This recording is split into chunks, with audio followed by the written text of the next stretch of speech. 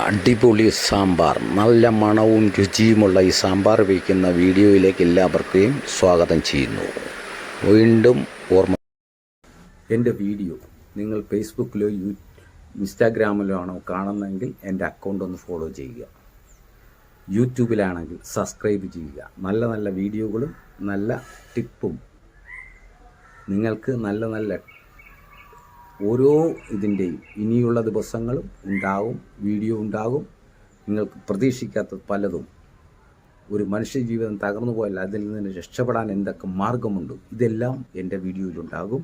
അതുകൊണ്ട് എല്ലാവർക്കും ഓണാശംസകൾ. എല്ലാവർക്കും സുഖമല്ലെന്ന് വിശ്വസിക്കുന്നു. എല്ലാവർക്കും നല്ലൊരു ദിവസം ആശംസിക്കുന്നു. കൂടാതെ ഇന്നിപ്പോൾ വന്നത്, ഈ ടേസ്റ്റിയായിട്ട് നമ്മൾ സദ്യവട്ടങ്ങളിലൊക്കെ പോയി നല്ല സാമ്പാർ കഴിച്ചിട്ടുണ്ട്, പല വമ്പന്മാരുടെയും സാമ്പാർ. അങ്ങനെയുള്ള നല്ല ടേസ്റ്റിയായ ഒരു സാമ്പാർ വയ്ക്കുന്ന ആ സാമ്പാർ പൊടിയുടെ ഇൻഗ്രീഡിയൻസാണ് നമ്മളിവിടെ പറയാൻ പോകുന്നത്.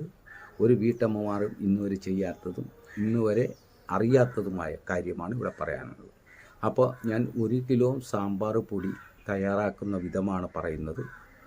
അപ്പോൾ എല്ലാവരും കുറിച്ചെടുക്കുക, അല്ലെങ്കിൽ ഫോണിൽ വീഡിയോ സേവ് ചെയ്യുക. പിന്നെ എൻ്റെ യൂട്യൂബിലാണ് എൻ്റെ വീഡിയോ നിങ്ങൾ കാണുന്നതെങ്കിൽ സബ്സ്ക്രൈബ് ചെയ്യാൻ മറക്കരുത്. ഇൻസ്റ്റാഗ്രാമിലോ ഫേസ്ബുക്കിലാണോ എൻ്റെ വീഡിയോ കാണുന്നതെങ്കിൽ ഫോളോ ചെയ്യാനും മറക്കല്ലേ. അപ്പോൾ നമുക്ക് വീഡിയോയിലേക്ക് പോകാം. എങ്ങനെയാണ് നല്ലൊരു രുചിയും മണവും അടുത്ത വീട്ടിൽ നിന്നാൽ പോലും ടേസ്റ്റിയായ ഒരു സാമ്പാർ ഉണ്ടാക്കുന്നതിൻ്റെ കഥയും പറയുവാൻ വേണ്ടി എന്താണ് അതിൻ്റെ ഇൻഗ്രീഡിയൻസ് എന്ന് പറയുകയാണ്.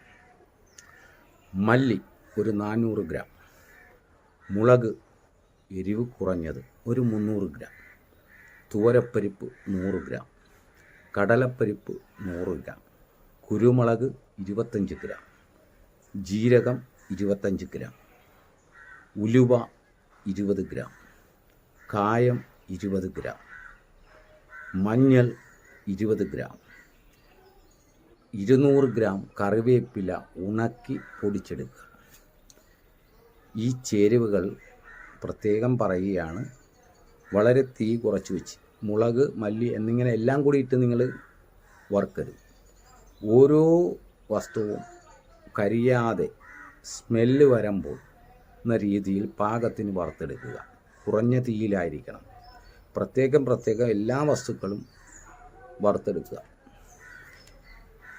ഈ കായം വെളിച്ചെണ്ണയിൽ വറുത്തെടുക്കുക. അവസാനം ഇത് കരിഞ്ഞു പോയി കഴിഞ്ഞാൽ കയ്പുണ്ടാകും.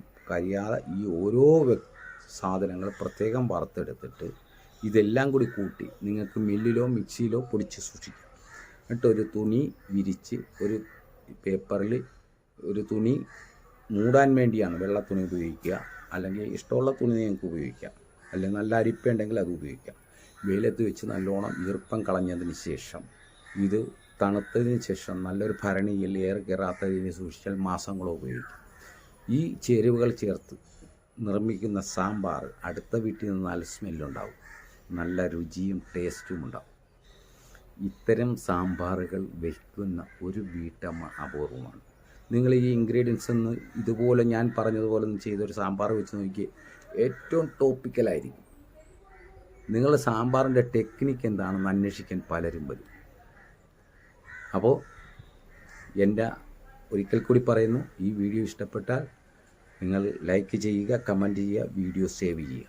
ഫേസ്ബുക്ക്, ഇൻസ്റ്റാഗ്രാം എന്നീ അക്കൗണ്ടിലാണ് നിങ്ങൾ വീഡിയോ കാണുന്നതെങ്കിൽ അത് എൻ്റെ അക്കൗണ്ട് ഒന്ന് ഫോളോ ചെയ്യാൻ മറക്കരുത്.